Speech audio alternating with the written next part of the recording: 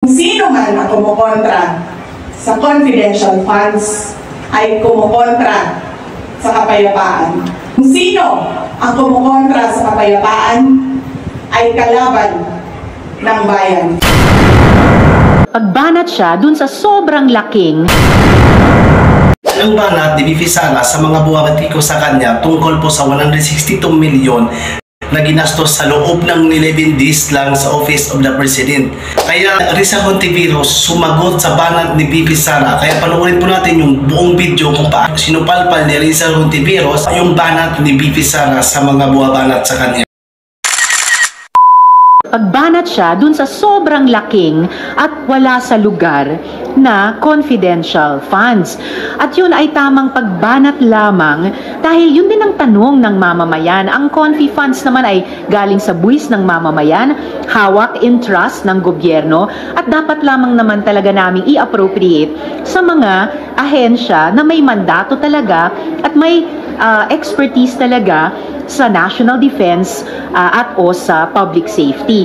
At by the way, hindi lang kami sa minorya ang bumabanat doon. May mga kasamahan din sa majority. And in fact, umapaw na mula sa Senado ang House of Representatives mismo.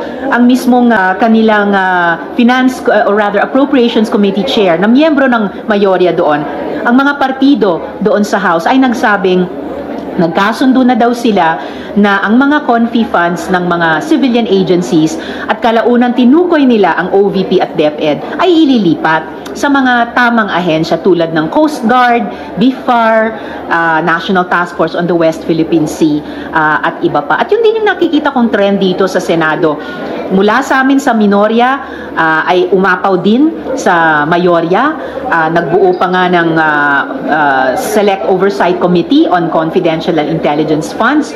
Mismong si SP ang nag-chair. At active din kami sa minorya. So, lumampas na talaga sa usapin ng politika ito. At kung nasa isip na rin natin yung mga darating na eleksyon, well, at least no, itong debate tungkol sa at bardagulan tungkol sa confidential funds ay naging pagkakataon ng public education tungkol sa entitlement ng mamamayan dahil galing sa atin yung buwis na yan, yung perang yan at dapat lamang maging accountable kaming mga nagtatrabaho sa gobyerno para dyan. Magandang pag-aralan namin yung mungkahi ni Justice Ascuna dahil sa ngayon, yung natatanging checklist ng pwede at di pwedeng pagkagastusan ay lamang nasa isang circular sa pagitan ng mga government departments. And meron lang parang practice na yung mga nakakatanggap ng Confi at Intel funds ay kailangan pa rin magsumite ng report in a sealed envelope sa ilan lamang government officials, ang Presidente, ang Senate President, ang House Speaker, at ang COA Chair, na maari o maaring hindi nilang buksan. At so ibig sabihin, hindi subject sa kasing higpit na accounting ng COA tulad sa lahat ng iba pang funds appropriated sa GAA. So magandang bunga pati nitong naging mainit at mabuting mainit na usapan tungkol sa confidential funds. Pag-aralan namin yung Ascuna proposal. Well, bukas ako sa pag-aaral ng mga issue ng confidential funds saan mang antas o sangay ng gobyerno. Pero reasonable yung operative term. So dapat may threshold din sa ganyang klaseng mga confi funds if ever sa mga LGUs. And dahil may mga konkreto at nakakagulat na rin tayong mga halimbawa dyan. Bakit umabot sa 460 million per year, no? Ang dating Mayor Sara Duterte sa Davao. Samantalang yung ibang mga malalaking LGUs din, Makati, Manila, Cebu, hindi umabot sa 100 million. Mapapatanong ka talaga, bakit? Ano bang meron sa Davao? Inaagaw din ba yan ng China? Tulad ng sa West Philippine Sea?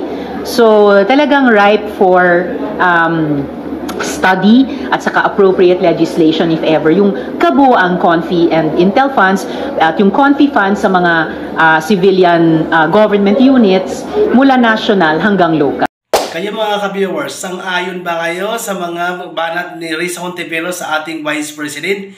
Kung sang-ayon po kayo mga ka-viewers, comment lang po dito at kung hindi pa kayo napag-subscribe, please subscribe at like lang po mga ka-viewers para notify po kayo sa mga trending po natin na mga issue sa politika po. Maraming salamat po mga ka-viewers. Thank you for watching. Bye-bye!